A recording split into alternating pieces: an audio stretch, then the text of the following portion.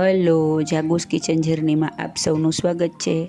Friends, તોબા પોકારી જાય એવી ગરમી પડી રહી છે, તો આજે આપણે બનાવશું એકદમ ઓછા જ ઇન્ગ્રીડિયન્ટ્સમાંથી અને સુપર અને સરળ અને એકદમ ટેસ્ટી એવો ચોકલેટ આઈસ્ક્રીમ. એટલો સરસ અને એટલો સુપર ટેસ્ટી યમી છે ને કે હું તમને શું કહું. તો આપણે એકદમ ઓછા ઇન્ગ્રીડિયન્ટ્સથી આજે આઈસ્ક્રીમ રેડી કરીશું. તો ચાલો શરૂ કરીએ. આના માટે આપણે સાવ ઘરમાં પડેલી વસ્તુ હોય એટલી જ જોશે અને સાવ ઓછા ઇન્ગ્રીડિયન્ટ્સમાંથી બની જશે. આના માટે આપણે 500 mlની અમૂલ ગોલ્ડની થેલી લીધી છે. ફ્રેન્ડ્સ, કોઈ પણ દૂધ ફૂલ ફેટવાળું હોય તેવું લેવાનું છે. મેં અત્યારે અમૂલ ગોલ્ડ લીધું છે. ત્યારબાદ આપણે તેને ગરમ કરવા મૂકીશું. ફ્રેન્ડ્સ, ફૂલ ફેટનું દૂધ હોય ત્યારે પાણીવાળી તપેલી કરવી અથવા સેજ નીચે પાણી નાખવું, જેથી આપણું દૂધ ચોટે નહીં. ત્યારબાદ આપણે તેને ગરમ કરવા મૂકવું. હવે દૂધમાં એક ઉભરો આવી જાય એટલે આપણે તેને સેજ ધીમો કરી નાખશું અને ત્યારબાદ તેમાં અડધો કપ ખાંડ એડ કરીશું.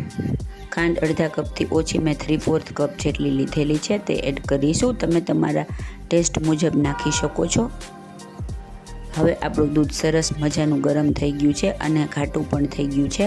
દૂધને આપણે ધીમા ગેસે ઉકળવા દેવાનું છે અને દૂધ પોણું અંદર રહે અને પા જેટલું બળી જાય ત્યાં સુધી તેને ઉકાળવાનું છે. ત્યારબાદ 2 ચમચી કોર્નફ્લોર લેશું અને તેમાં થોડું ઠંડુ દૂધ એડ કરી અને તેને આપણે ઉકળતા દૂધમાં એડ કરીશું.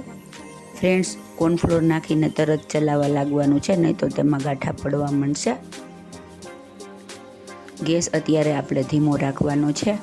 એકદમ ફાસ્ટ ગેસ રાખવાનો નથી. મીડિયમ ગેસે આપણે દૂધને ઉકાળવાનું છે. કોર્નફ્લોર નાખી અને પછી 5 મિનિટ સુધી આપણે દૂધને ઉકાળીશું, જેથી આપણો કોર્નફ્લોર એકદમ સરસ રીતે દૂધમાં ચડી જાય. હવે આપણું દૂધ રેડી થઈ ગયું છે. આપણે તેને સાવ ઠંડુ થવા નીચે રાખી દઈશું. જો આપણું દૂધ ઠંડુ થઈ અને એકદમ ઘાટું થઈને રેડી છે. હવે આપણે તેને એક બોક્સમાં એડ કરી દઈશું. તમે કોઈ પણ બોક્સ અથવા ડબ્બામાં એડ કરી શકો છો. હવે તેનું ઢાંકણ ઢાંકી અને આપણે તેને ફ્રીજમાં 6 થી 7 કલાક સુધી સેટ થવા માટે મૂકી દઈશું. આપણો આઈસ્ક્રીમ સેટ થઈને રેડી છે. હવે આપણે તેને જોઈ લેશું. જુઓ, આપણો આઈસ્ક્રીમનો બેઝિક જામી ગયો છે. હવે આપણે તેને આવી રીતે ચમચીની મદદથી ઉખાડી લેશું. ફ્રેન્ડ્સ, આમાં થોડો ટાઈમ જાય છે, પણ આ ઓછા વસ્તુમાંથી સરસ મજાનું આઈસ્ક્રીમ બને છે. હવે આપણે તેને એક તપેલી અથવા બાઉલમાં લઈ લેશું અને ત્યારબાદ આપણે તેને આવી રીતે બીટરથી ચલાવી લેશું. તમારી પાસે બીટર ન હોય તો તમે બ્લેન્ડર અથવા મિક્સરમાં પણ ચલાવી શકો છો. પણ મિક્સરમાં કેવું થાય છે કે હવે લોકવાળા મિક્સર આવતા નથી હોતા, તો એકદમ બગડવાનો અને ઉડવાનો ભય રહે છે. હવે ત્યારબાદ આપણે તેમાં અડધો કપ ફ્રેશ મલાઈ એડ કરીશું. મેં ઘરની મલાઈ જ લીધેલી છે. ત્યારબાદ તેને આપણે ફૂલ સ્પીડે 5 મિનિટ સુધી ચલાવીશું. સ્પીડ ઓછી વધતી કરતી જવાની છે. આમાં બીટરમાં સ્પીડ આવે છે તે ઓછી વધતી કરતું જવાનું છે. મિક્સરમાં પણ તમે એવી રીતે કરી શકો છો. 5 મિનિટ સુધી આપણે તેને સતત ચલાવશું. એકદમ ફૂલ સ્પીડે ચલાવવાનું છે. મલાઈ નાખ્યા પછી ફક્ત 5 મિનિટ જ ચલાવવાનું છે, નહીંતર મલાઈમાંથી માખણ થવા લાગશે. મલાઈ નાખ્યા પહેલાં 10 મિનિટ સુધી ચલાવવાનું છે.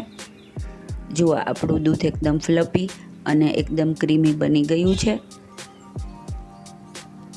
હવે આપણે તેમાં 2 મોટી ચમચી કોકો પાવડર એડ કરીશું અને ફરીથી ચલાવીશું. કોકો પાવડર એડ કર્યા પછી ફરીથી પાછું 4 થી 5 મિનિટ સુધી મીડિયમ સ્પીડથી ચલાવવાનું છે. આપણો કોકો પાવડર એકદમ સરસ રીતે આઈસ્ક્રીમના મિશ્રણમાં મિક્સ થઈ જાય ત્યાં સુધી ચલાવીશું.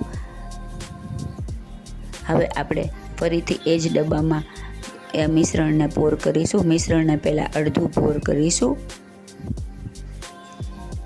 ત્યારબાદ મેં ચોકલેટ ફ્લેવરના બિસ્કિટ લીધેલા છે, તેના પીસ કરી અને તેમાં એડ કરીશું. અત્યારે આપણે હાઇડ એન્ડ સીકના ચોકલેટ ફ્લેવરના બિસ્કિટ લીધા છે. તમે કોઈ પણ લઈ શકો છો, પણ ચોકલેટ આઈસ્ક્રીમ હોવાથી આપણે ચોકલેટ ફ્લેવરના બિસ્કિટ એડ કરેલા છે. ફ્રેન્ડ્સ, કોકો પાવડર નાખ્યા પહેલાં આ આઈસ્ક્રીમનો બેઝિક આઈસ્ક્રીમ બને તે હતો. એમાં તમે કોઈ પણ ફ્લેવર પછી એડ કરી અને કોઈ પણ ફ્લેવરનું આઈસ્ક્રીમ બનાવી શકો છો.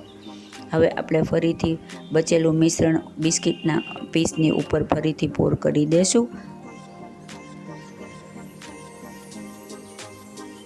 આ આઈસ્ક્રીમ એકદમ સોફ્ટ અને એકદમ ક્રીમી સરસ બને છે અને બધી ઘરમાં જ વસ્તુ પડી હોય તેનાથી બની જાય છે. આમાં આપણે ક્રીમ કે એવું કશું કાંઈ નાખતા નથી. હવે આપણે ફરીથી બિસ્કિટના પીસ એડ કરીશું. ફ્રેન્ડ્સ, જો તમે મારી ચેનલ પર નવા હો તો મારી ચેનલને સબસ્ક્રાઈબ જરૂરથી કરજો અને બાજુમાં રહેલ ઘંટડી દબાવી દેજો, જેથી મારી નવી રેસીપીનું નોટિફિકેશન સૌથી પહેલાં તમને મળે. અને મારી રેસીપી તમને ગમતી હોય તો તેને વધુમાં વધુ શેર કરી મને સપોર્ટ કરજો. હવે આપણે તેને એક ગળણીમાં આવી રીતે કોકો પાવડર લઈ ઉપર આવી રીતે સ્પ્રિંકલ કરીશું. આનાથી આનો લુક ખૂબ જ સરસ આવશે. ફ્રેન્ડ્સ, તમને કોફી ગમતી હોય તો દૂધ ઉકાળતી વખતે તમે તેમાં કોફીની ફ્લેવર પણ એડ કરી શકો છો. ચોકલેટની સાથે કોફી ખૂબ જ સરસ લાગે છે. હવે આપણે તેને એક એલ્યુમિનિયમ ફોઇલથી આવી રીતે ઢાંકી દેશું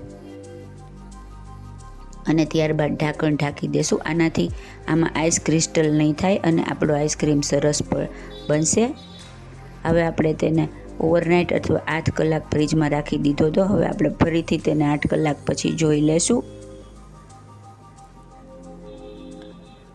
તમારી પાસે એલ્યુમિનિયમ ફોઇલ ન હોય તો તમે કોઈ પણ પ્લાસ્ટિક પણ ઢાંકી શકો છો.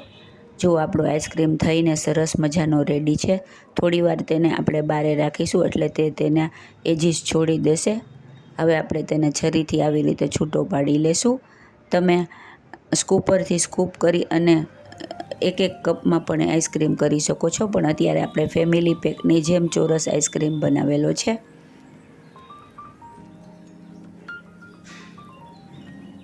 હવે આપણે તેને આવી રીતે ઉલટાવી અને કાઢી લેશું.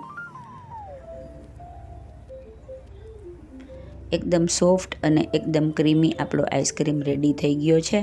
જોતાં જ ખાવાનું મન થઈ જાય એવો સરસ મજાનો આઈસ્ક્રીમ રેડી છે.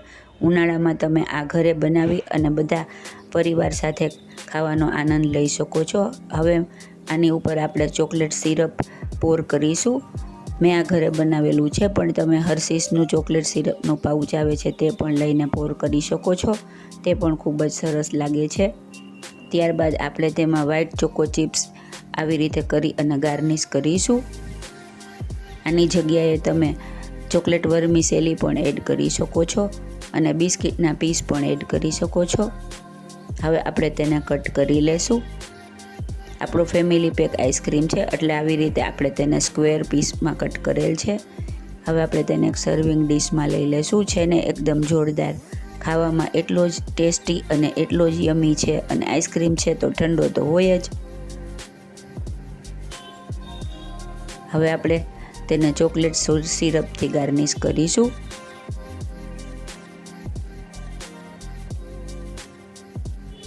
અને ફરીથી થોડા વ્હાઈટ ચોકલેટ ચિપ્સ નાખીશું. આ બધી વસ્તુ જેમ વધારે નાખશો એમ જ સારી લાગશે અને ખાવામાં ખૂબ જ મજા આવશે.